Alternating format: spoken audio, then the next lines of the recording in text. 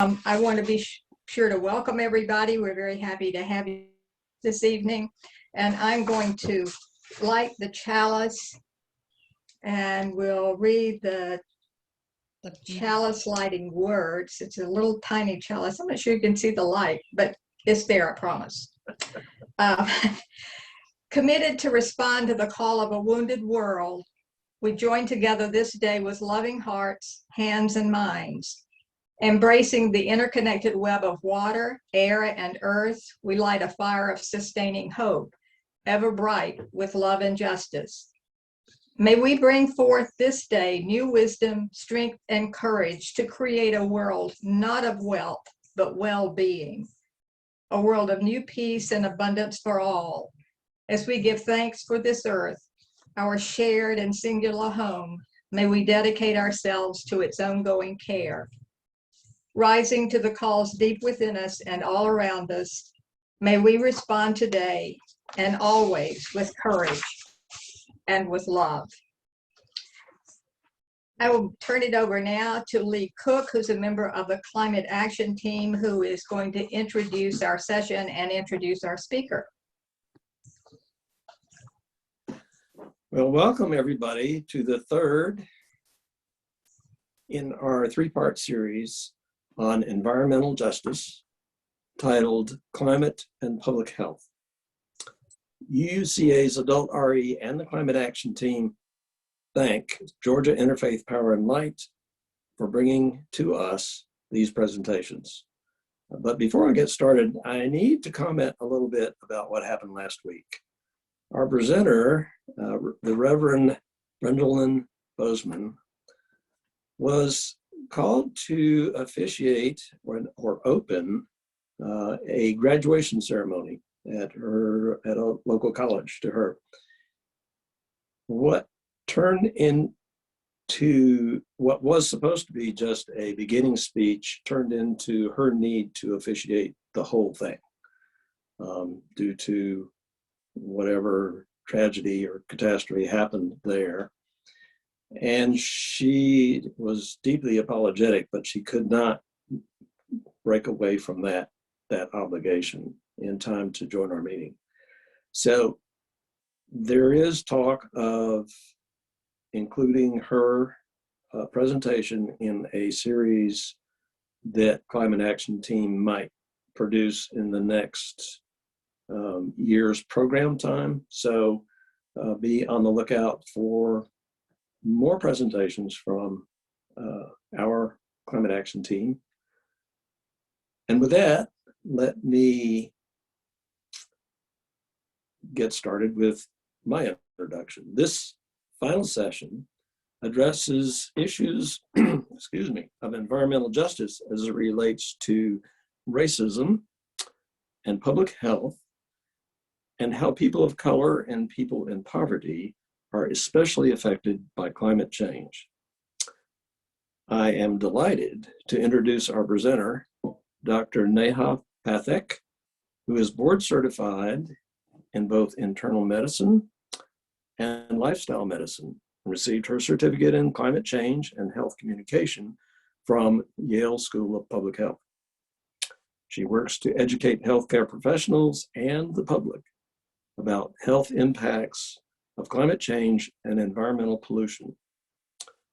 She is a founding member of Georgia Clinicians for Climate Action and on the board of directors of Georgia Interfaith Power and Light. I had a delightful phone call with Neha today in which she revealed some personal insights for us. She says her day job is working with WebMD, and she also works part-time in the clinic at the local VA hospital. She is married to another doctor, and they are of Indian descent, and they have 3 daughters, 10, 7.5, and the latest, a 1-year-old baby. And her 84-year-old father lives with them, and the daughters are learning a lot about their heritage from him. One of the girls' recent favorite things is learning Indian dances. So please give a warm welcome to Neha Pathak.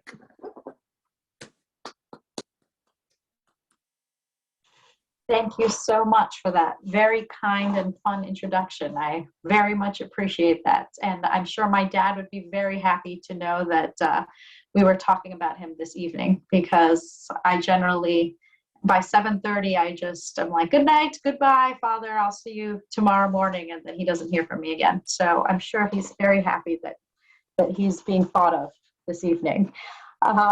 So I am going to share my screen.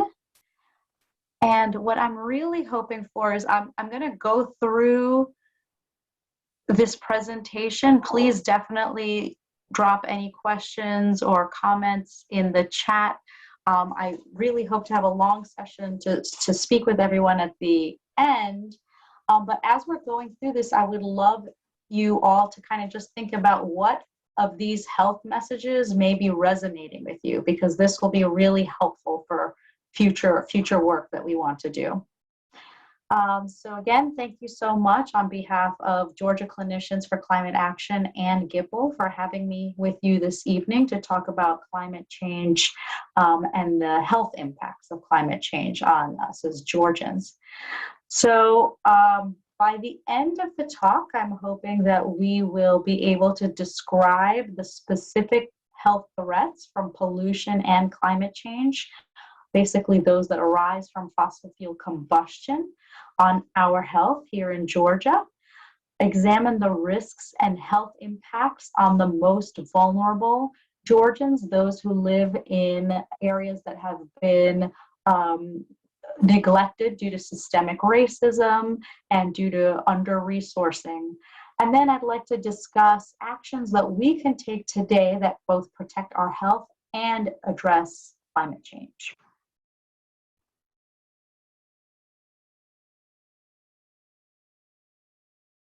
Hear the question quite commonly as well, what's the rush? We understand that this is a problem. I think that more and more Americans are starting to understand that climate change is real. At least they'll accept that. But then we get the, well, what's the rush? Can't we just meet in the middle? And so we know from the Paris Agreement in 2015 that our goal really, in order to avoid the worst impacts on health and disruption to the way we live in society, is to try to limit global average temperatures to 1.5 degrees Celsius, or come as close to that as possible.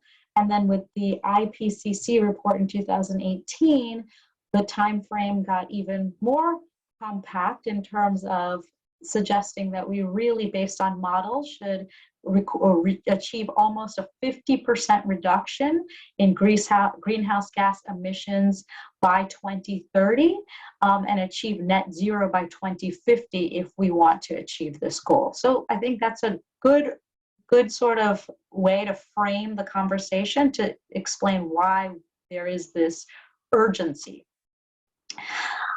I'd like to start off just by thinking about some of the health effects before we even think about climate change, and just the health effects of the combustion of fossil fuels and other industrial activities, the activities of human beings that create massive amounts of pollution, and what that means for people living here in Georgia. So we can talk about various types of toxic pollutants, but those that come from fossil fuel combustion cause a wide range of health problems. And really, instead of thinking about our body as just discrete organs, we really need to start thinking about ourselves as one being, just like planet Earth is one being that has different parts, and they sort of present itself differently phenotypically, but really we're all part of the same interconnected being. So what we see is when we breathe in these toxins, the first part of our body that it hits is the lungs, and there we can see conditions like bronchitis that gets worse, asthma that gets worse and may require hospitalization, damage to our lungs that can cause things like emphysema, a type of chronic obstructive pulmonary disease. That would happen with smoking cigarettes. Heart conditions like heart attacks and arrhythmias can also happen because of exposure to air pollution. And then brain and nervous system conditions like stroke and impacts on cognition. So we have a really growing body of literature showing concerns for dementia the closer we are to roadways and being exposed to toxins from fossil fuel combustion. So if we look at some Georgia-specific effects of pollution, we think about Georgia, and we are home to 3 of the nation's largest dirty coal plants. And this is particularly worrisome for vulnerable people that live close to these coal plants, such as children, pregnant women, and then anyone who's living and working around these power plants. In the short term, we see that the risks of these exposures are irritation to the eyes, the nose, the throat, people feeling dizzy, feeling short of breath. And then over the long term, the consequences can be damage to the heart, kidney, and then certain cancers can also be caused or are linked to living near these coal power plants. Another one that pretty much daily upsets me is when I think I'm doing something good by dropping my child off at the school bus rather than driving them to school, and then seeing this thick black plume of smoke escaping the school bus. And diesel smoke, we know that causes cancer. It increases the risk for those exposed to heart attack, stroke, and cardiovascular disease. It exacerbates lung conditions like asthma. And for pregnant people, it can lead to low birth weight babies and preterm births. And, it's very important as we sort of ground this discussion in environmental justice. This slide is sourced from Nataki Osborne-Jeltz, a professor at Spelman University who does a lot of work with environmental justice, that basically discusses some of the original work by the father of environmental science, Robert Bullard, where we see that essentially in study after study, beginning with this landmark one in 1987 up until now in 2020, we see that most of these toxic sites are homed and located in areas where there are a higher proportion, a larger population of people of color. So that's Black or Hispanic people. So though we say, as we know, that wind blows and water flows, so at the end of the day, we will all be exposed to these toxins. The people that are feeling it first and worst are the people of color that live here in Georgia. And that's regardless of income. So areas with people of color, where the population of people of color is 50% of high or higher, have more than double the number of pollution sources than areas where people of color make up less than 10% of the population. This is also a concern for people that are linguistically isolated. So Georgia really, we are a very diverse state in certain areas. There are a lot of refugees that have made their home here in Georgia. Before I went back to the VA, I was working at the Clarkson Community Health Center, which services a lot of people without health insurance from various refugee populations. And people in that area are also exposed to high amounts of pollution. And then areas where poverty levels are above 20% contain sometimes on average of 6 pollution sources compared to areas with poverty rates under 5%. So if I just ground myself where I'm sitting, I have a beautiful amount of lush trees, a beautiful backyard. I'm some distance away from the highway. I don't hear trucks from warehouses populating the roads at all hours of night, whereas communities, some of the communities that we work with, such as a community in South Fulton, not only are they contending with the air pollution from the trucks that are constantly coming in and out of their streets, but the noise pollution, the light pollution, and we know that all of these things together can have a significant impact on health. So moving beyond pollution, the combustion of fossil fuels also causes a lot of risks from climate change to health. So we know that fossil fuel combustion, greenhouse gases in the atmosphere cause climate change. We know that that disrupts our weather patterns. But we are seeing on the front lines as health professionals, health conditions that our patients are coming to see us for in the office, in the emergency room, on hospital wards throughout the state. So I just kind of like to take some time now to break that down. So when we have climate change, some of the drivers of health problems from climate change are higher temperatures, more intense and extreme weather, and rising sea levels. So there are a lot of ways that climate change kind of trickles down and makes its way over to the health effects. So I'm not going to spend too much time on this infographic, but essentially you have climate change, which changes patterns of exposure. So then we as humans become exposed to things like higher temperatures, more precipitation, which then based on where we live, our resources, the strength and cohesion of our community trickles down to certain health effects. So I'm going to spend some more time kind of going in depth into those. So this is an infographic from the CDC. Again, kind of looking at if we kind of start inward, we see, so for example, more extreme weather. More extreme weather could lead to things like damage to the water and food supply because of contamination from increased precipitation. Or it could lead to mental health effects because of forced migration or displacement from your home. So we'll kind of start our way from thinking about the center and the climate driver and linking that out and connecting the dots to human health.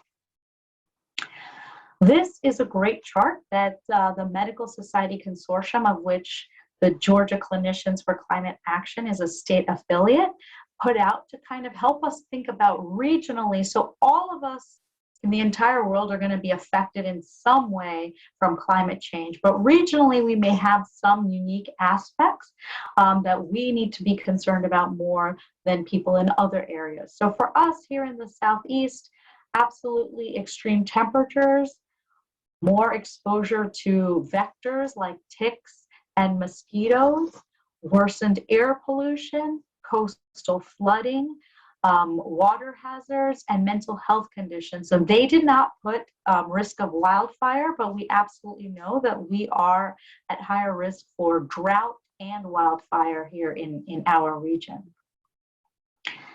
So thinking about now, if we kind of come down to city of Atlanta or the Atlanta, metro Atlanta area, some of the biggest climate hazards that we are anticipating based on modeling is a significant increase in precipitation. And we've already seen that. We've seen that recently, just with the amount of rain and then local flooding and trees falling. And there's higher risk of warming. So higher temperatures and all of the incumbent health effects from that. In addition, water deficit, just the fact that where we source our water from, we're actually quite limited in the city of Atlanta and in certain areas in Georgia. High risk for drought and then high risk for heat waves. So just kind of thinking about how are we going to connect the dots when we're talking to people to really help them understand that climate change is affecting us now, thinking about breaking it down from the climate driver to what we will see as an environmental condition and how that is a hazard to our health, and then thinking about the health effect that we're going to have to contend with more. So moving from increased precipitation, so we know this is Mableton, Georgia. So increased precipitation, which can cause flooding, which basically in the short term increases our exposure or risk for injuries, exposure to disease-causing pathogens, and things like mold and other toxic pollutants that now may overflow from sewage into our homes. We know that animal waste and other types of environmental toxins can also make themselves into our drinking water supply when there are flooding episodes. And then the longer term effects are things like crop loss, and then the mental health effects that we're really seeing quite a bit of in the clinic after these flood-related events, and then loss of electricity and loss of disruption to day-to-day life.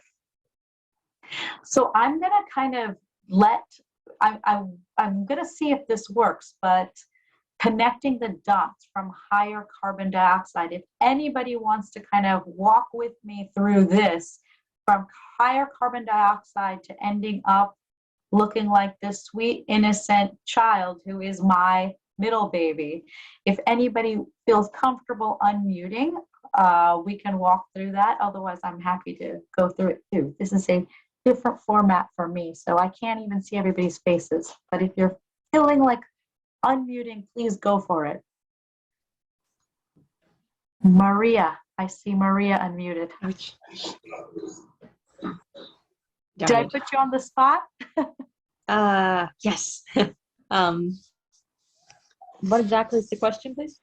Sure. Oh, sorry. I thought you unmuted. So I was just saying, as we move down from higher, so if we think about the fact that there are higher amounts of carbon dioxide in our atmosphere, how do we end up with a health effect like this that we're seeing in the picture? Any thoughts or ideas? Gotta be honest, she looks pretty healthy. Oh! Indoors. That's good. I feel pretty good about that. So this kid has really, really, really bad allergies. So it's hard. This is after she got her first dose of Benadryl. But you see, her eyes were pretty much swollen shut for a good 5 to 6 minutes. She was really, really in a lot of pain and suffering.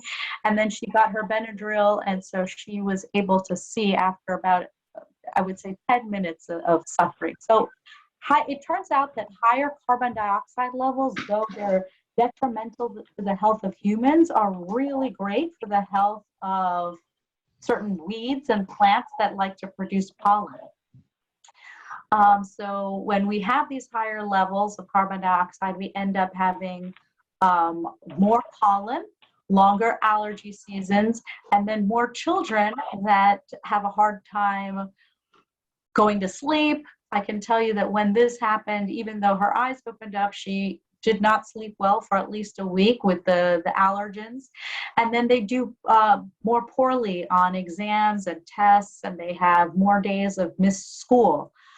So that's one sort of connecting the dots from higher CO2 to what we're seeing in the clinic. And then what that leads to is more and more use of certain medications, certain allergy medications, and we don't know what the long-term effects are going to be of using these for a long period of time. On the inserts of these medicines that we sometimes think of as pretty benign, it says if you have used this for the nasal steroids, if you have used this for more than 2 months, please see a health professional, because they're not really meant to be used for this long of a period. So the question then becomes, if we have longer allergy seasons, this next one shows us that just here in Atlanta, the data shows from 1970 to now, we have 30 extra days of allergy, high pollen days, so a longer allergy season. So as this graph makes it more evident, we will have more and more days of longer allergy season with higher pollen levels. People will be taking these medications for longer, children will be taking medications for longer, and will be having more suffering. So there's direct implications for how to manage people given this change. Another sort of connecting the dots from higher temperatures is something that we don't always think about, is that higher temperatures not only cause problems because of heat stress and heat related health effects, but higher temperatures basically mix with the toxic stew of pollutants that are in our air and convert to smog, ground level ozone. And over time, that can worsen our health in a variety of ways. So along with impacting our lungs, stunting lung growth, it can affect our mental health, our motor development, cause behavioral disorders. As we talked about, it can cause low birth weight and premature birth. Certain childhood cancers have been linked to higher amounts of air pollution. And we can have an increased risk of heart disease, diabetes, and stroke into adulthood. And what we're seeing is the conditions for higher temperatures causing more stagnant air and more exposure to air pollutants in the form of PM 2.5 and also smog when you have these higher temperatures have gone up. So we're having more and more days of stagnant air and poor air quality days. Well, we can also connect the dots from higher temperatures to these wonderful creatures. So along with weeds, mosquitoes and ticks also love warmer temperatures because it allows them to expand their territory. And so what we've seen now, for the first time in 2017, Zika carrying mosquitoes that were able to sort of transfer the virus here in the United States, in southern Texas and in Florida. We haven't seen any recently, in recent years since 2017, but again, these are the types of health conditions that we now have to worry about in the summer months, just as we're emerging from lockdown and quarantine and COVID-related isolation and wanting to get back out into the world. We're experiencing and have to concern ourselves with exposure to ticks in new places and mosquitoes carrying viruses like Zika, dengue, those types of illnesses to larger and larger territories. And so as we can see, the length of warmer periods is also increasing. Since 1970, we have 20 more days of warm spring weather, which is expanding the time that ticks and mosquitoes can begin to infect us.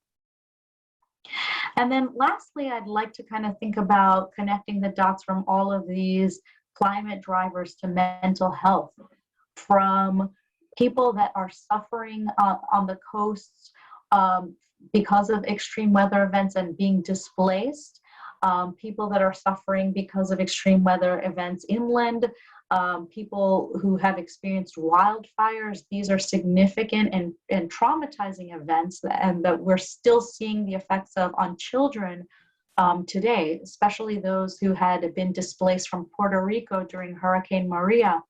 We're seeing still dealing with some of the impacts of what they saw and not feeling safe in the world around them.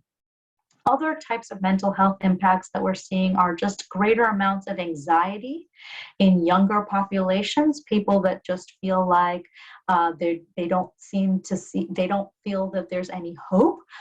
They don't want to have children because they're concerned about the world that they're bringing them into. So certainly our mental health colleagues have been publishing a lot more and talking a lot more about some of the mental health impacts that they're seeing. And then some of you all may have heard of the term solastalgia, or just this loss of the natural world around you as it's deteriorating in a place that you've lived in your whole life, or may have a lot of history attached to. So I know that for my father, when he thinks of the India that he lived in his village, and the natural world that was around him at that time, and then thinking about it now with the pollution, and just the damage to our rivers, which in our religious tradition are considered goddesses, and the earth is really considered like God. So to see that polluted and not being that life-affirming force anymore can be very traumatic and traumatizing for people as well. And then heat as well has its own direct effects on mental health. We see that there are more episodes of violence linked to high heat days. People with mental health conditions end up being hospitalized or in emergency rooms at higher rates during high heat days. And that's not even to mention all of the things that we traditionally associate with high heat. So heat stress, heat stroke, that our outdoor workers, our children that are playing sports are at higher risk of being exposed to.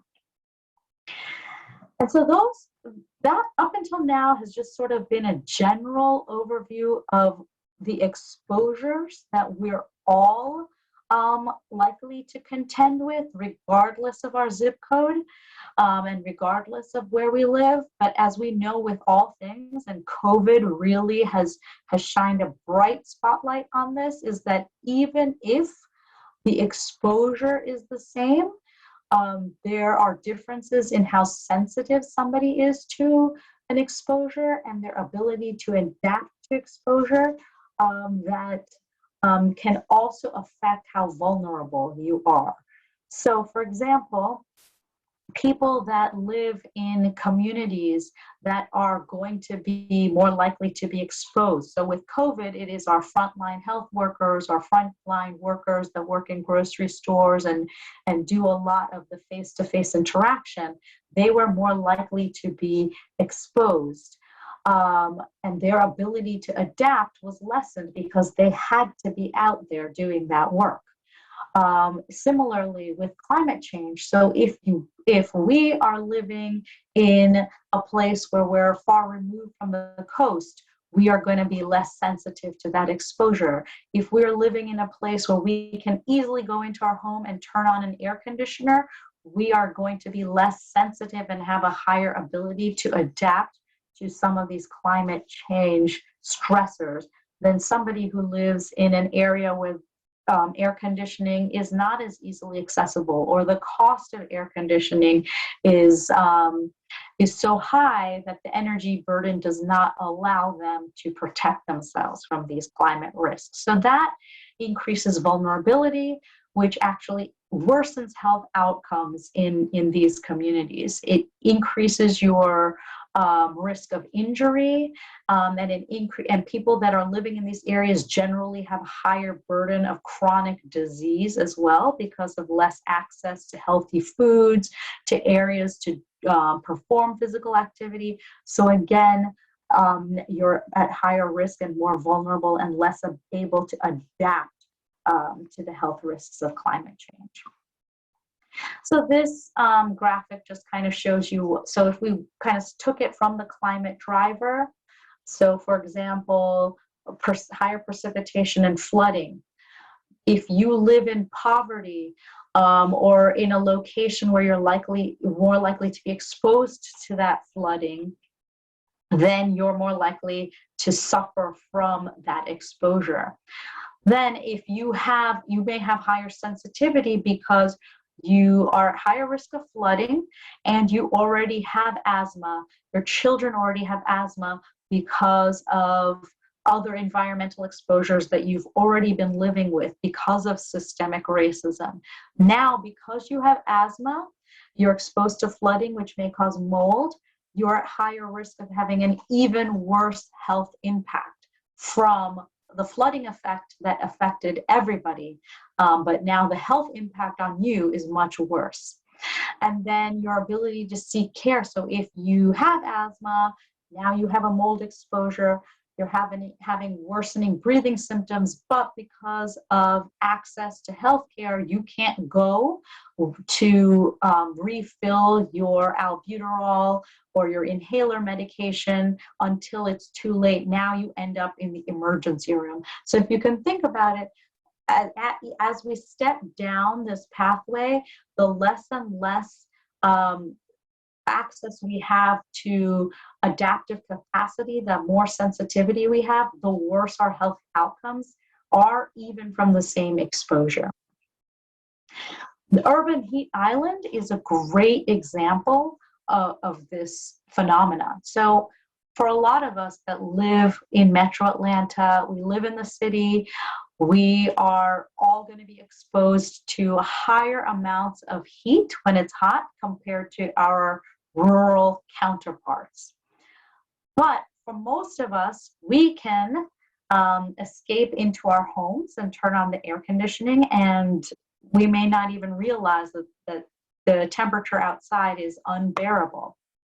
However, if we think about our neighbors who live in areas that do not have access to air conditioning or have to choose between paying for their medications versus paying their energy bills, then we have populations that are just at higher risk and living with temperatures that are just significantly higher during the summer months.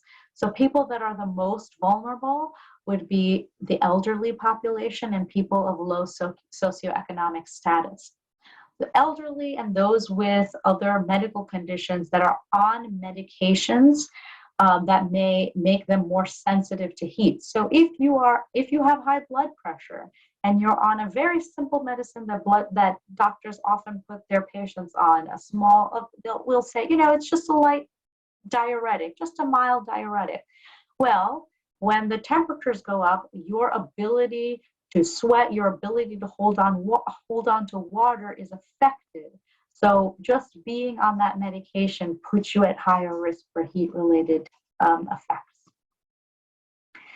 And then we already talked about this, but this is to say that climate change can worsen air quality, but the people that are the most affected and the most impacted, again, are the young children, people that have chronic disease, and people that have to do outdoor work when the air quality is poor. So some of us may have the opportunity to come inside and not work outdoors, but if your job it depends on you being outside, even during times of high heat and poor air quality, then you're going to have a much higher exposure to health-harming air pollution.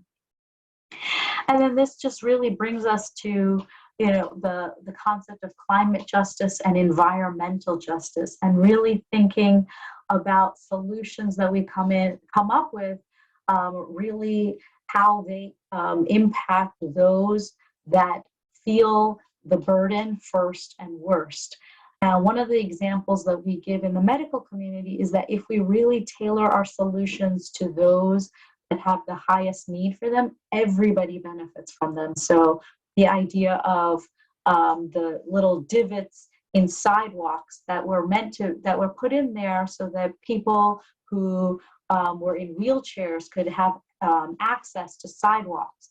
Well, thinking about the person who would have the biggest trouble with the sidewalk, now we have benefits to moms with strollers, joggers, people walking around, on the streets. So if we think about solutions in a way that we can best fit them to those that have the hardest time accessing them, we end up performing a benefit to all.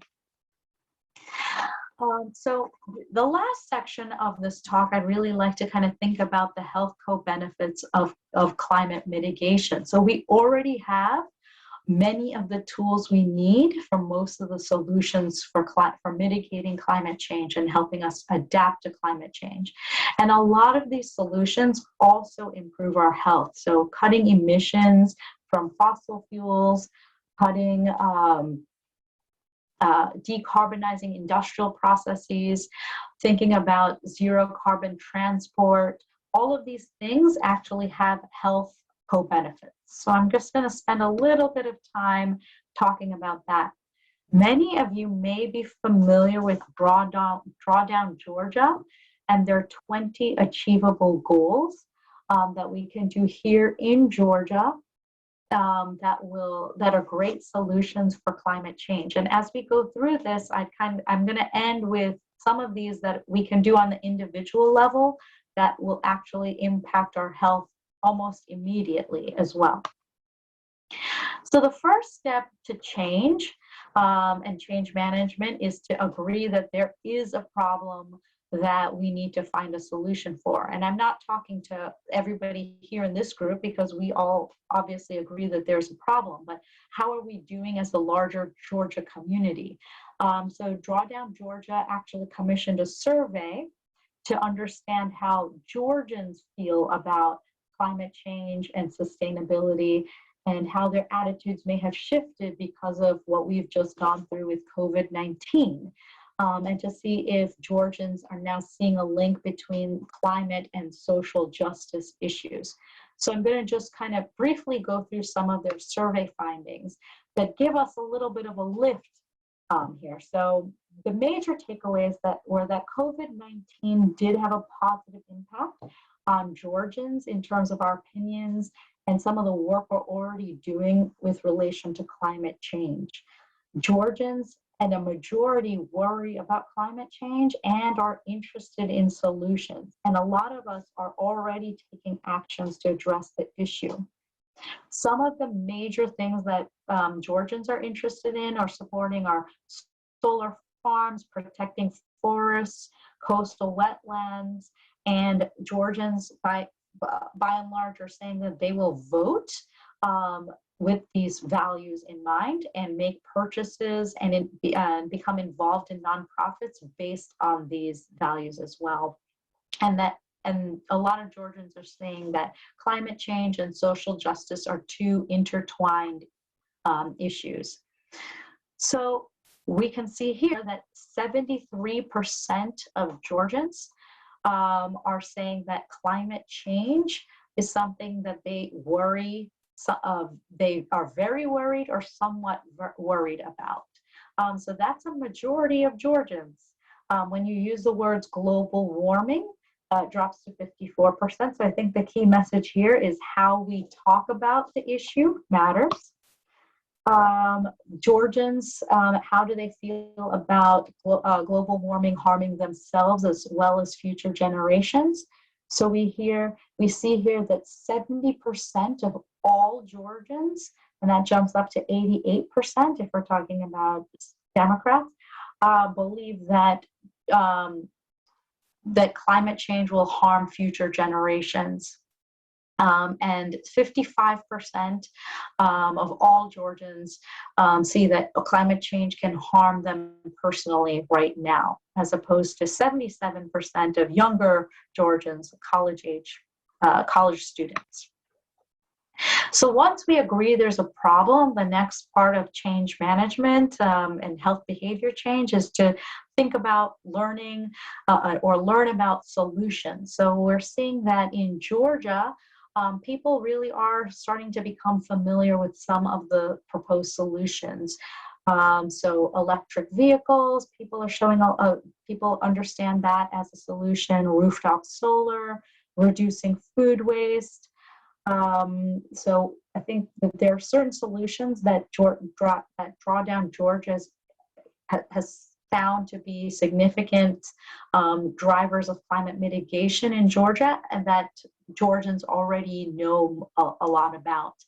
And then there are some topics that people are really interested in learning more about. So reducing food waste was one of the most common that kind of cut across the survey participants.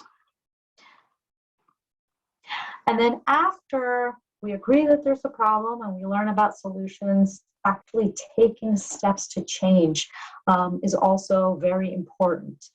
So we're seeing that 55% of Georgians, according to the survey, are doing some new activity that can mitigate climate change. So 32% say they're eating more seasonal foods. 22% of people are focusing more on creating less food waste.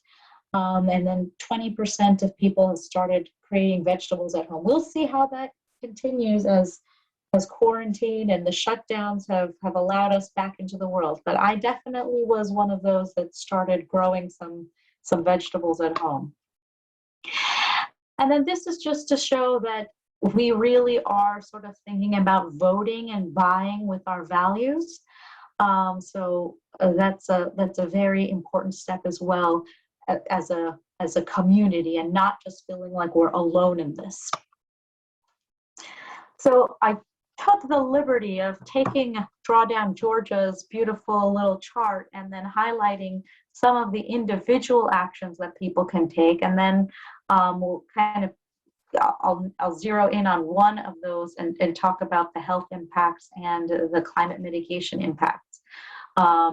But particularly in transportation and food and agriculture, there's a lot that we can do. That last in food and agriculture was supposed to be around plant-rich diet and not conservation agriculture. I don't think many of us have control over that, but we certainly do over the richness of our diet.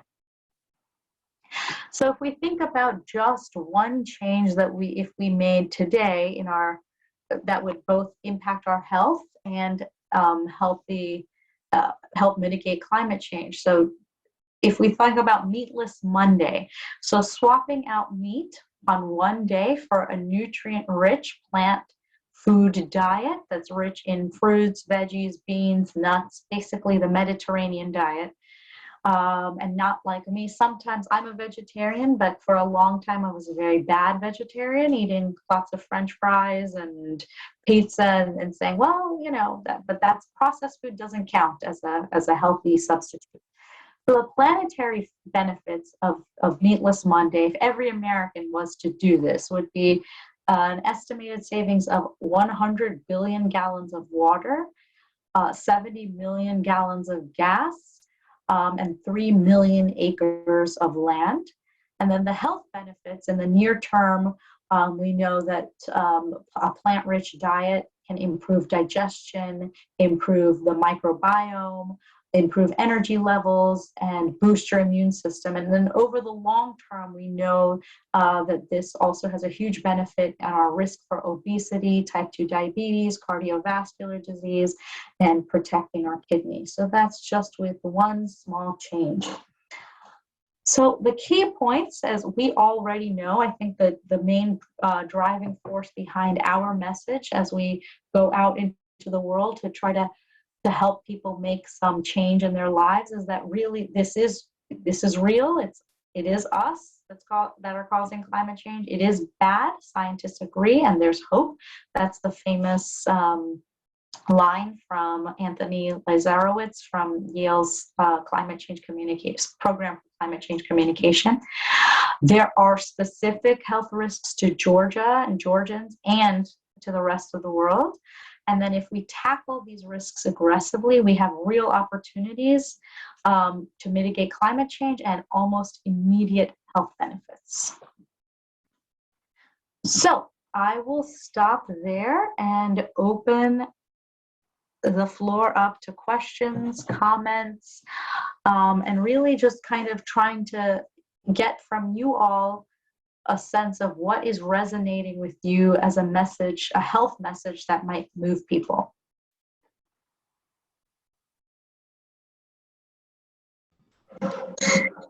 We have a comment in the chat, a link to a video, a YouTube video about the connection between climate change and increased allergies.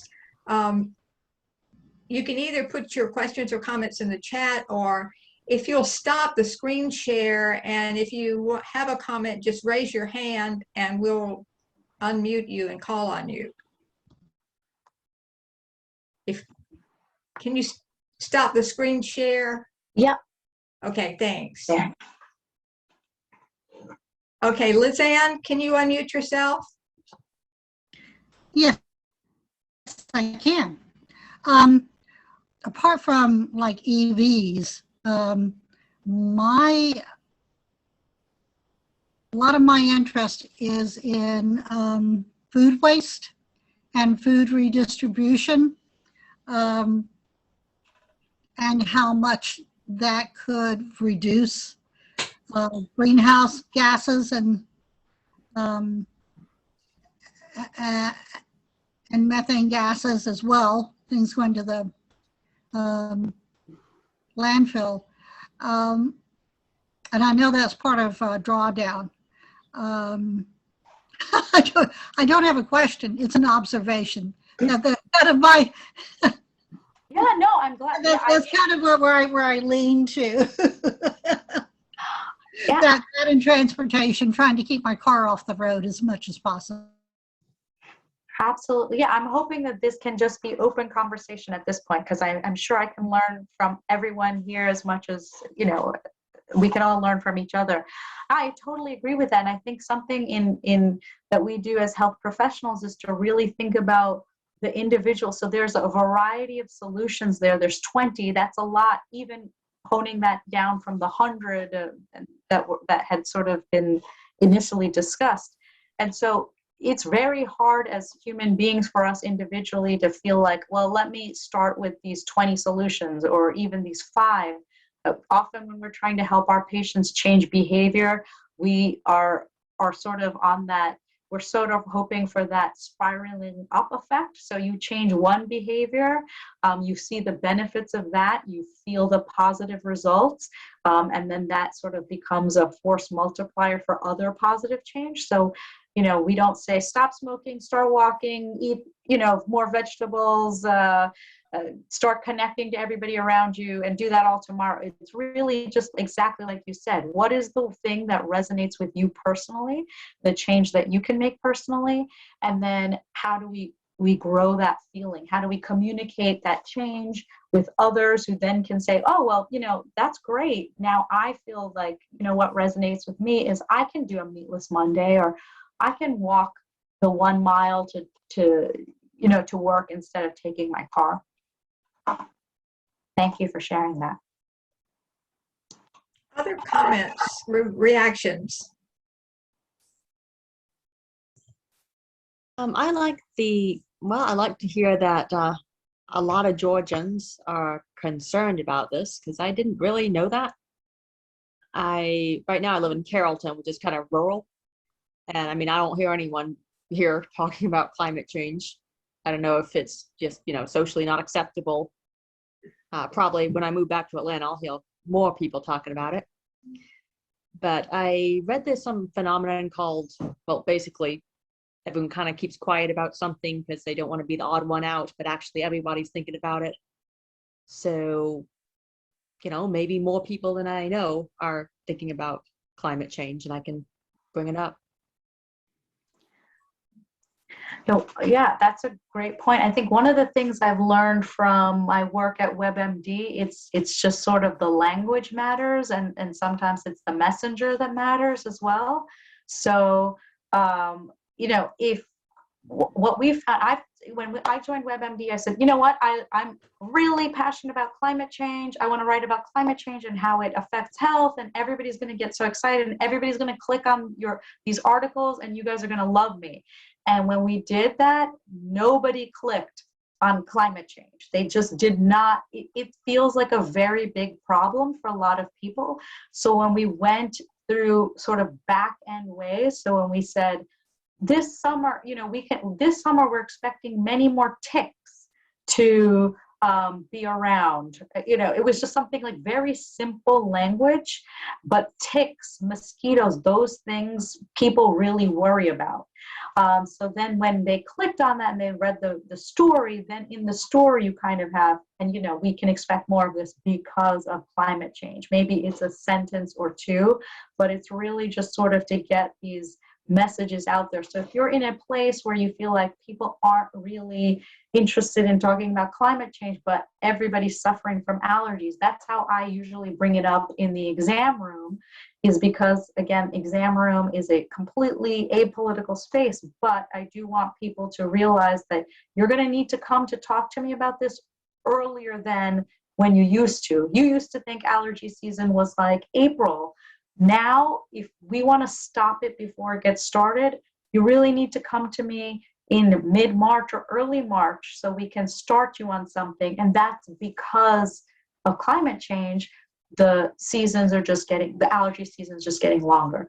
So just trying to find ways, I think, to back into it. But I agree with you that talking about it is important in some ways so that people realize, hey, I'm not the only one who thinks this. Other comments or reactions? I think we've got a couple of raised hands from Liz Ann and Kay. Oh, okay. Kay? I think Liz Ann, her hand didn't come down. Kay, can you go ahead? I was kind of pleased to hear really kind of early on in the COVID last year that there were pollution improvements, for over like maybe 6 or 8 months into it, the canals in Venice were clear and stuff like that. And it seems to me that there's some message there that, even just a few months of something happening, we can make a noticeable change. We can make a change that's important. And clearly we don't want COVID slamming us every year, but there must be some way we can use that information about those things that happen because we weren't on the road and on our way to work every day, that we weren't, I don't know, fill in the blanks. There must be a bunch of stuff out there that, besides Venice's canals, that were little bright spots in the environment. Yeah, I think that's a great point. And there were, so many images of animals kind of coming into these urban areas and Venice's canals. I know that, again, I always bring it back to sort of our family, but one of the Himalayas are considered God for us. And one of the first things, I think we all got very emotional because we saw a picture of the mountains without smog, without, it hadn't been covered. And this was from somebody living in a city along, thousands of miles away.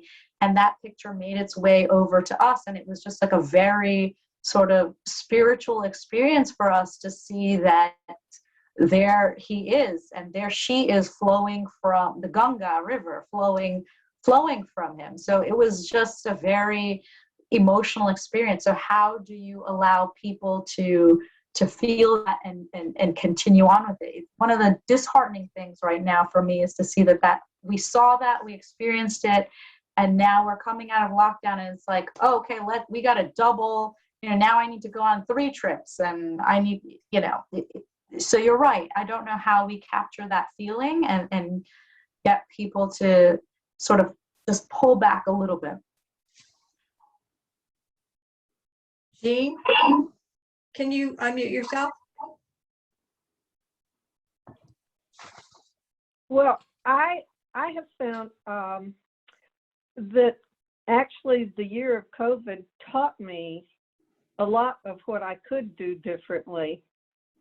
And the interesting thing, I teach yoga and Tai Chi at the YMCA, and we are not supposed to talk about politics and religion, but there's nothing in the book that says that we can't talk about climate change. And I am perpetually like, I walk as often as I can to my classes, and I say, I found that last year I only drove 3,000 miles instead of 12,000 miles. That's, how much did I save on car repairs and gas and all of those things.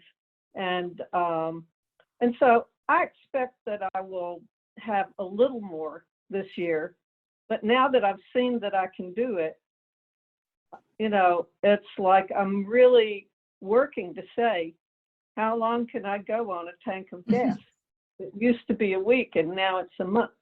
And, you know, and I'm just saying it to my classes, just like, you know, you could, I'm not saying you need to do that too, but I'm just suggesting that it's really a possibility that you could do that too.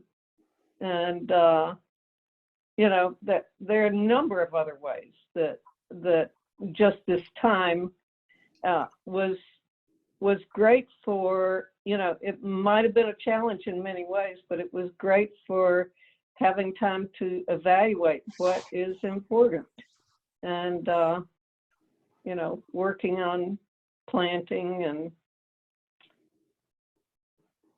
those kinds of things. My big challenge right now is because so many people in my condo complex have started ordering in boxes of food, they've got all these cardboard boxes to recycle.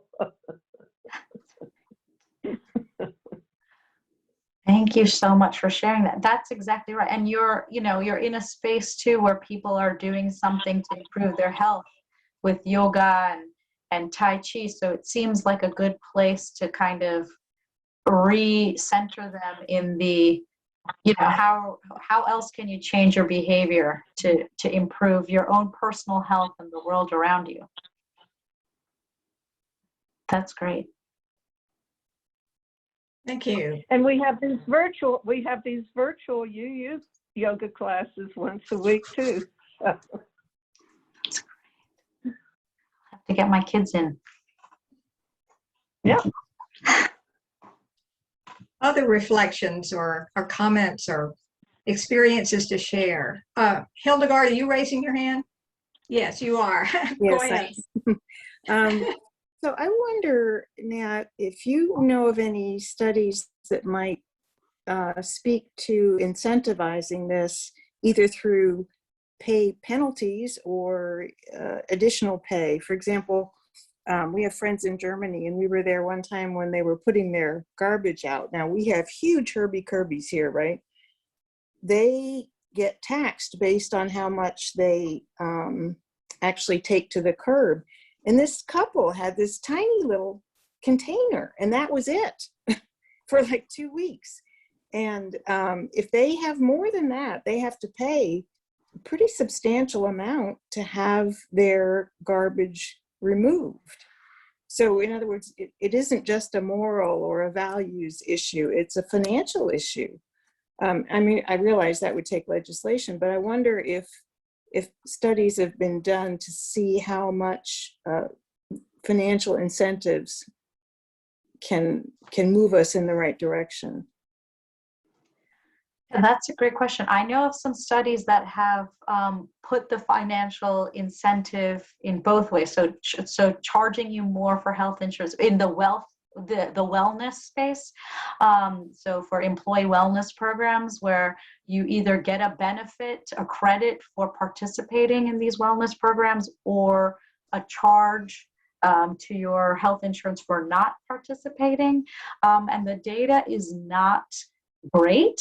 I think that,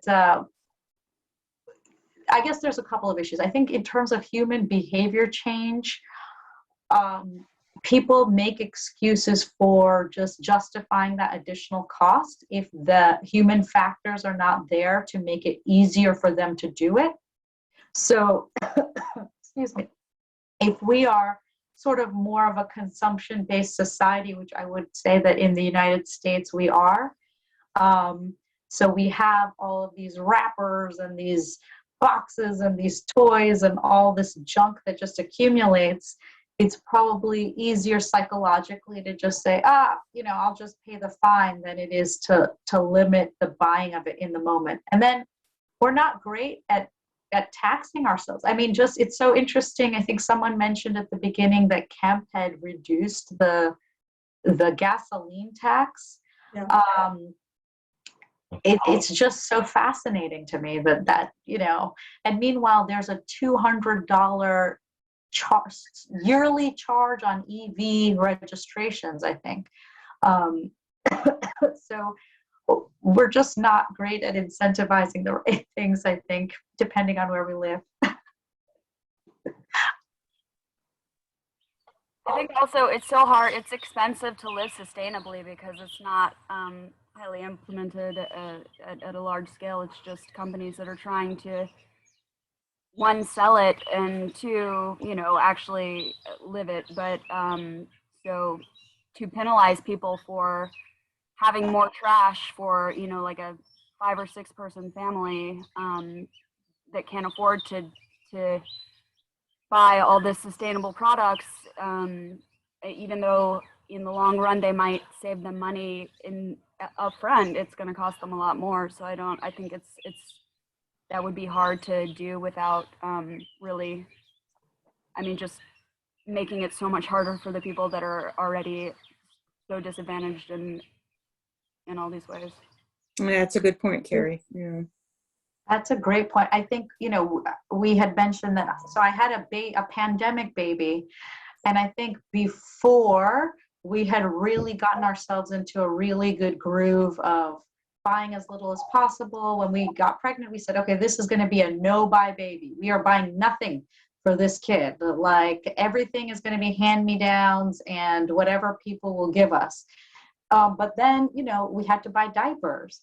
And literally every time, it was like mental anguish when I was like, is there no composting facility for diapers in the United States of America? Like, where are the, but it, for someone who has the means, it was a mental toll. So for my patients or people in communities where it's just like, we're dealing with COVID, we're dealing with our day-to-day, like, that's not even on my list of things that I can be concerned about. So it's just kind of thinking about how, in terms of community prescriptions, I do a lot of stuff with lifestyle medicine and health equity as well. So it's one thing to say, hey, let's all eat a plant-based diet, and let's do more active transport and walk your children to daycare. But when in communities where those things are not accessible, how do we write prescriptions for those communities? So how are we talking to community leaders to say, okay, if instead of me writing a prescription, the community needs to invest in, food infrastructure here, or parks infrastructure here. And again, that becomes a, big project as well.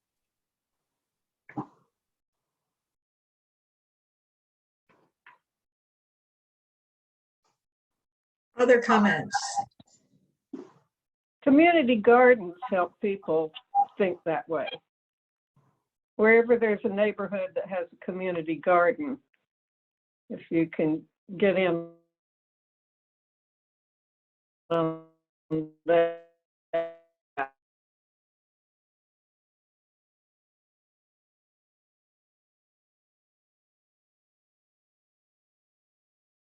Diet. That's a great point. Mm-hmm. And maybe we can have fun at our new church. I have a corner that's a community garden. I think in addition to community gardens, though, making sure that food is available to people that don't have, they have to go to work and don't have time to come and tend to their own plot in a community garden. And sorry if you addressed this, Jean, you cut out for a minute for me. But taking advantage of that community garden option to not just produce food for ourselves but be able to provide it to the community at large as well, I think would be something on top of that we could do. And I think that's a great point. And I think just also approaching communities with a strengths-based approach, because a lot of times I think communities themselves that we think of as underserved or under-resourced have so much strength within them, with their own sort of faith groups and other sort of community profits that are doing a lot of work there. So how do we partner with those groups to help in a way that they may need from us is an important question to ask ourselves as well. Any other comments? Questions? I think Lizanne. Excuse me. I was a little bit late here because I was watching something at Sierra Club on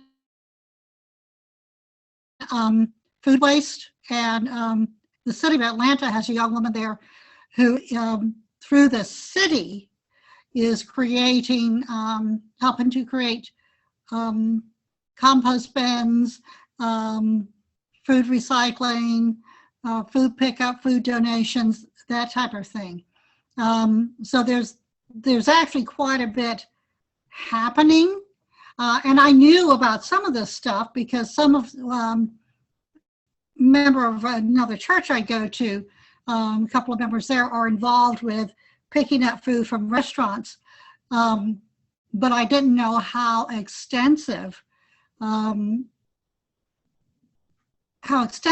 Atlanta had gone into it. So there's actually a lot happening, I think, kind of almost beneath everybody's radar here, unless you live in Atlanta. And even if you do live in Atlanta, I think there's a lot going on, and a lot going on, especially in places that are considered food deserts.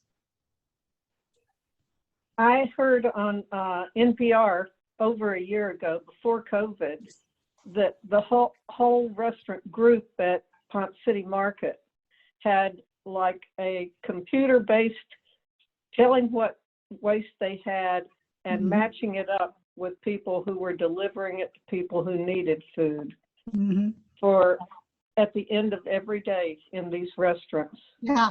Like a whole community of restaurants. Yeah. It's a system they've got. Yeah. Thank you.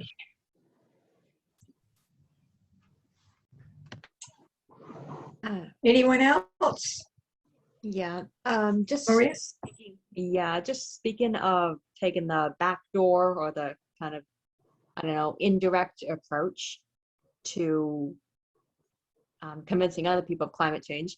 I know I was talking with my sister about climate change till I was blue in the face and she wouldn't have anything to do with it. But then just, I don't know, a week ago, she started talking with me about this movie she'd seen on Netflix. I think it was something about overfishing. And I think she only clicked on that because it was probably on her feed because she'd been watching something on minimalism. But anyway, she watched the overfishing documentary. I think it's probably Seaspiracy. And then she was like, oh, you know, overfishing contributes to climate change. And I'm like, wait, you're using that word now? And I didn't say that to her. But anyway, I think because it was someone other than me, her crazy little sister, something objective, a well-produced thing, and something that wasn't directly about climate change, that kind of opened the door for something that she could believe in or be open to. This makes me think of, today I was on a call with the EDF, Environmental Defense Fund, and they had a talk about misinformation, disinformation in the space of climate change and lessons learned from COVID and the recent election. And one of the things that they said that really resonated with me is just a lot of the reason misinformation takes hold is because people are already primed for it because of whatever their ideology may be. But the most trusted messengers in anyone's life are their family and friends. So you're actually doing something beneficial by just talking about it and sort of at least being sort of a counterweight if in your own circles of influence, there are some people who are kind of questioning or, saying things that you may not think are in line with the science. It's a very Tai Chi, I think, yoga approach to this is not fighting it, but really just kind of providing a counterbalance, just kind of questioning that. And just the more you do that, the less they're primed to take up misinformation, and then the more they're primed for when they see the next thing, like they watch this Netflix show or they see something and they see climate change. The basic premise was that climate change is such a huge concept and information is coming from so many sides that you can't just fight misinformation tit for tat. You really just have to keep speaking about it in this just very open, calm way so you can get out in front of the misinformation. I hope that makes sense, but that resonated with me. I think I need to sit with it and rewatch that that video a little bit and just kind of really understand and that's why, yes, if we have a few minutes, I would love your thoughts on what you heard today in terms of the health message, to see, was there something that really resonated with you that made you think, okay, this help, because sometimes health is really sometimes apolitical. It's really just, okay, yeah, I am experiencing more allergies, or I am, the heat is really starting to get to me.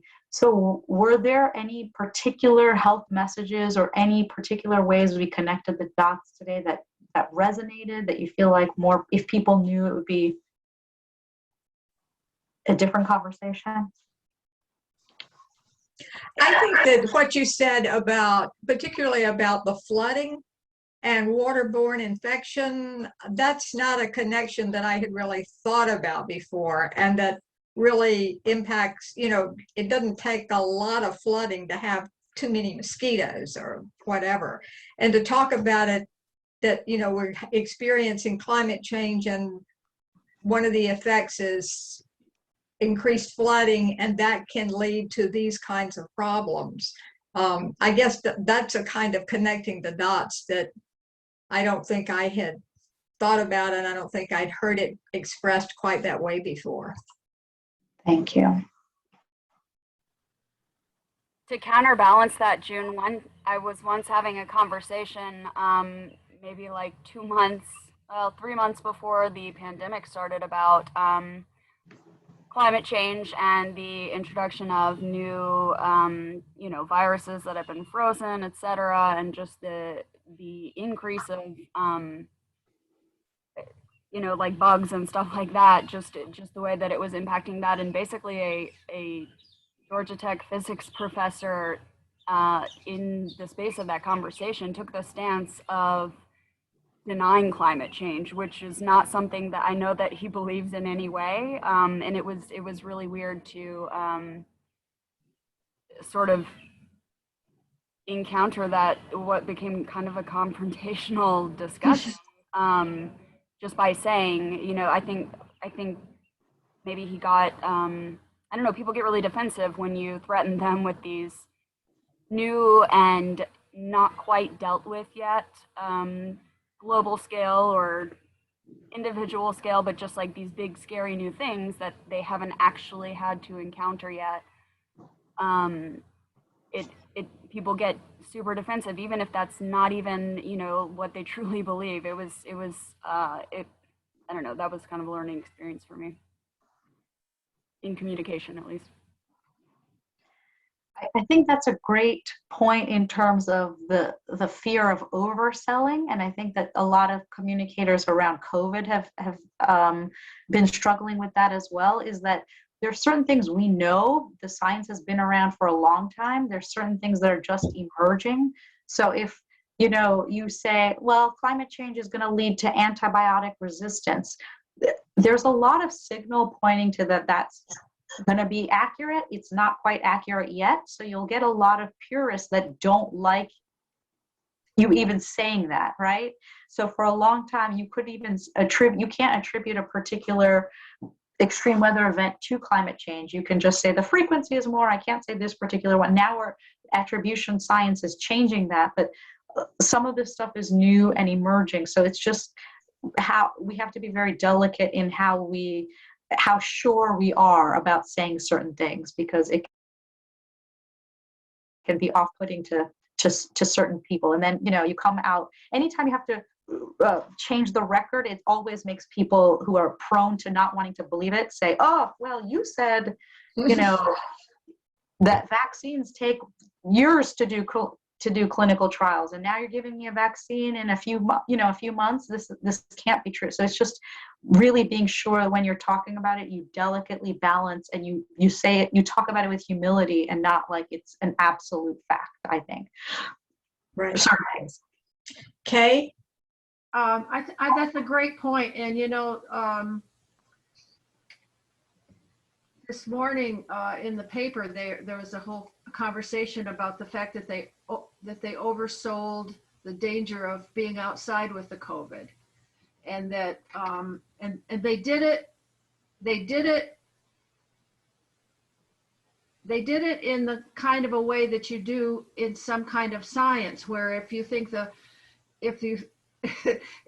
illustration was that the sentence that you're less than 70% chance of having something happen, if your real research has shown that it's 10% and you say it's less than 70%, you're not lying, but you're not making the point you want to make. And the consequences are dramatically different. And they did that with the outdoor. They said less than 10%. It was actually less than 0.1% of contracting COVID outside. And I think we're going to learn a lot about communicating that kind of stuff from COVID.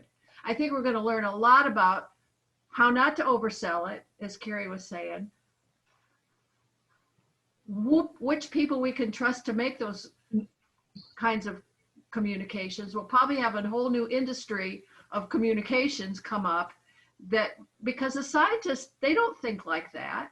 You know, they're researchers, and they're used to talking to other researchers when they give their information out, and not used to playing the effects of it down the road with people that are dumb.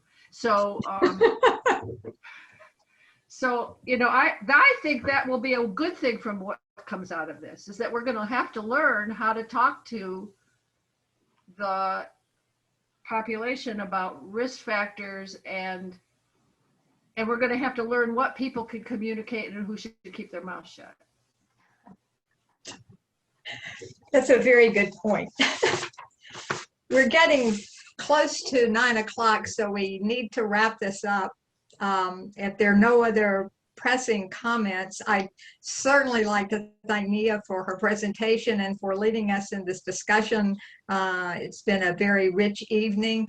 And I'd also like to say thank you very much to the Climate Action Team for bringing us this series and for the work that they have done on it. We really do appreciate it. And I'm sure that, as Lee mentioned at the top of the hour, that there may be a series proposed for next year, and I'm sure that the Adult Religious Education Team for next year will be looking forward to receiving that. For next week, this is the end, as Lee mentioned, this was the third in our series. For next week, we will have Chris Martin, who is a member of the Adult Religious Education Team, and I'm sure you're all familiar with Chris, interviewing UUCA congregant Kim Green about her recently published novel, Vicissitudes. And if you haven't yet read the book and need to get a copy of it, it's available from Karis Books, and I have put a link in the chat that takes you to the place where you can order a copy of the book. And I want to thank everybody for coming tonight, for participating, and for coming to the other sessions that we've had in this series. And I'm going to extinguish the tiny chalice and say good night to everybody. And again, many, many thanks to our presenters and also to the Climate Action Team. Good night. Thank you. Good night, everybody. Good night, everybody. Good night, Lee. Thank you. This was a great session, I thought.